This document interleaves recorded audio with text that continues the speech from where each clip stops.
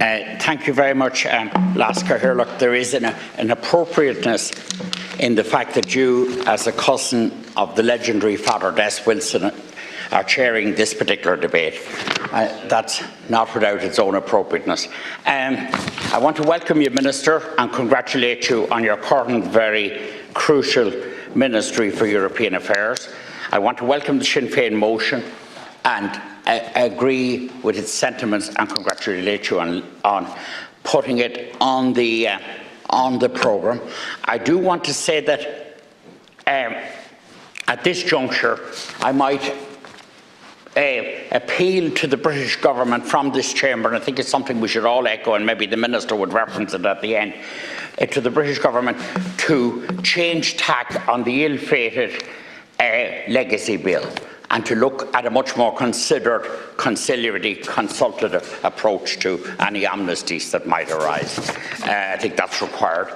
I think all the actors in the Good Friday Agreement on this island, in the UK, in America, need congratulations. I think the leadership of the provisional IRA at the time and the leadership of the loyalist groupings deserve great congratulations on bringing their people with them into the agreement and bringing such a tranche of them, the great numbers of them. My party take great pride in the achievement of Sunningdale and the Anglo-Irish Agreement that were precursors, but it has to be very straight and fair about this, the courage of Albert Reynolds, his personal courage and leadership in putting himself at great risk, both politically and otherwise, in this exercise has to also be recommended or recognised. The Good Friday Agreement involves the principle of consent, the principle of power sharing, and the East-West dimension. And I do say in that context, with the growing centre now, that with the growing centre in Northern Ireland politics, the veto will have to be looked at and examined, and I'd ask the Minister maybe to respond on that. As we evolve, the Good Friday Agreement did its job and did it well, but I think with the growing centre there'll have to be a new model where there won't be the same veto on proceedings. Brexit did present a real challenge to the Good Friday Agreement, and it's remarkable the success that we had in achieving A, the protocol, and B, of course, the Windsor framework. And it is right that we do leave that space for the DUP, but we just have to hope and urge and do everything possible to ensure, and again it behoves the Minister to respond on this too, that we're going to do everything to get the power sharing agreement up and running again in Northern Ireland and get normal politics there, to look after what Emer Curry talks about, the bread and butter issues for people. Northern Ireland is in a wonderful position now in that it has access to the single market and access to the UK market, presenting it with a unique socio-economic opportunity. Now, I think the big challenge now in the context of moving, and we all aspire to Irish unity, in that context, the big challenge is to build relationships on this island. We have to work on much more contact between the north and the south, between people north and south, between institutions, between groupings. And I propose a few practical things, and Minister, you might take these to government.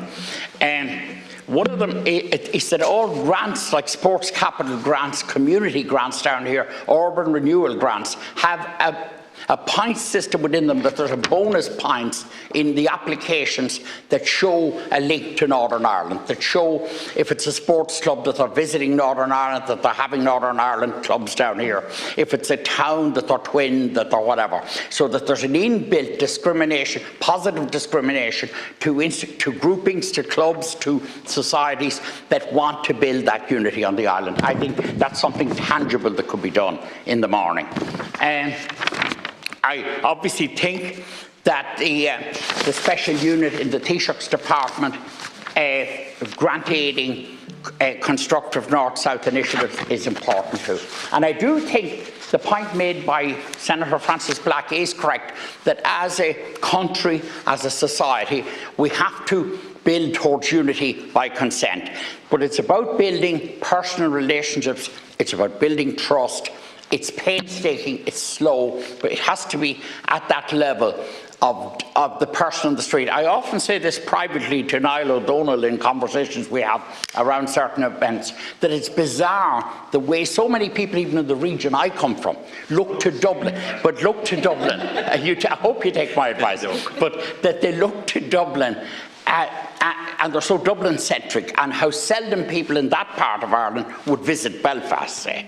And that's, or visit Derry, or want to go north. And there has to be something to change that poll, and to change a poll down. And I'd say, Minister, that needs looking at in imaginative ways. It cannot be right that that's the case. And even the very simple thing of the use of Belfast Airport. The number of people in my area who would use Belfast Airport when it's about the same length of time to get to it as Dublin Airport is so small. And things like that matter in terms of just ordinary contact and ordinary trust. And we have to look at all of those things.